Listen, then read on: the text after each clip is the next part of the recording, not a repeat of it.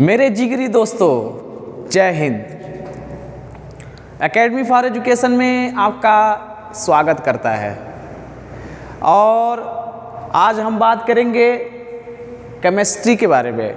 सीधी बात, नो बकवास के बारे में हम बात कर रहे हैं। इसमें हमको समय नहीं लेंगे, बाकी जो है इसके ऊपर हम बात करते जाएंगे। तो चलिए हम बात कर लेते हैं केमिस्ट्री क्लास 12 का। और यह जो तैयारी हो गई है के बारे में बात कर रहे हैं हम लोग। तो इसमें हम बात करेंगे एमीन की भास्मिक या क्षारीय प्रकृति के बारे में। एमीन जो है जल में विलीन होकर के एथिल अमोनियम हाइड्रोक्साइड बनाती है, जो आंशिक रूप से आयनित होकर के OH- आयन देता है। ये एक क्षार का गुण होता है, जिसमें OH- होता है वह क्षार का गुण होता है। अतः एमीन क्षार के रूप में भी क्या करता है, कार्य करता है।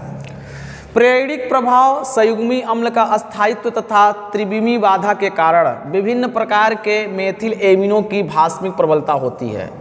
सबसे ज़्यादा द्वितीयक सेकेंडरी एमीन की भास्मिकता होती है, उसके बाद क्या है प्राइमरी एमीन, उसके बाद तृतीयक एमीन और अंत में क्या होता है अमोनिया होता है। तो द्वितीयक, प्राथमिक, तृतीयक एमीन, उसके बाद क्या अमोनिया।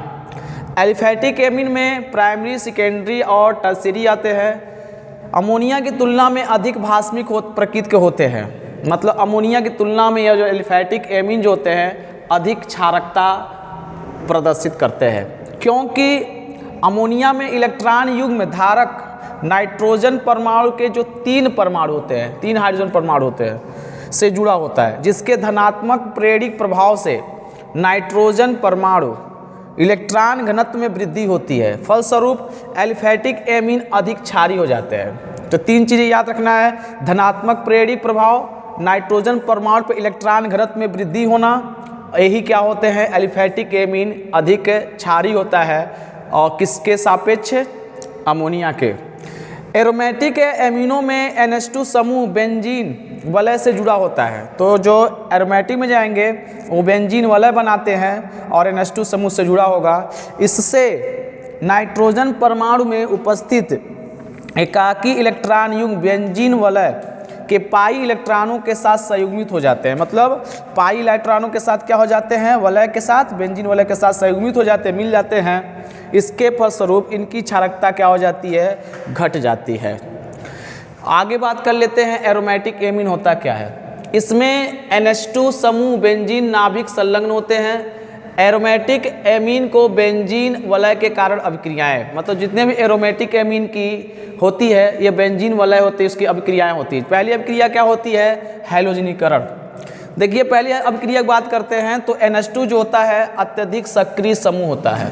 अतः एनिलीन की क्रिया जब ब्रोमीन जल से कराते हैं तो 2,4,6 ट्राई ब्रोमो एनिलीन का हल्का पीला अवक्षय प्राप्त होता है। जैसे रिएक्शन देख लेते हैं, ये आपका क्या है बेंजीन रिंग है, इसमें NH2 लग गया तो एनिलीन बन गया। जब हम किसका क्या कराते हैं 3Br2 के साथ ब्रोमीकरण कराते हैं या हैलोजनीकरण कराते हैं H2O की उपस्थिति में, तो हमारा क्या बनाता है 2,4,6 ट्राई ब्रोमो एनिलीन बनाता है। जैसे NH2 लगा है, इसमें देखिए पोजीशन देखेंगे तो पहला, दूसरा, तीसरा, चौथा, 5वां, 6ठा। तो दूसरे पर, चौथे पर, 6ठवें पर, तो 2, 4, 6 होगा। ट्राई है तो 3 है, ब्रोमो कितनी बार है, 3 है, 1 बार, 2 बार, 3 बार ट्राई होगा। ब्रोमो कितनी बार है, 3 बार, तो ट्राई ब्रोमो। और पूरा क्या बच जाता है, एनिलीन बचता है, तो एनिलीन हो जाएगा। तो और क्या बनाएगा 3HBr बनाएगा। इसी प्रकार नोट में एसिटेनिलाइड में उपस्थित एसिटिल CH3COO समूह इलेक्ट्रॉन ग्राही समूह होने के कारण NH2 के N परमाणु पर इलेक्ट्रॉन घनत्व कम कर देता है, जिसके कारण इसकी अभिक्रियाशीलता क्या हो जाती है, कम हो जाती है।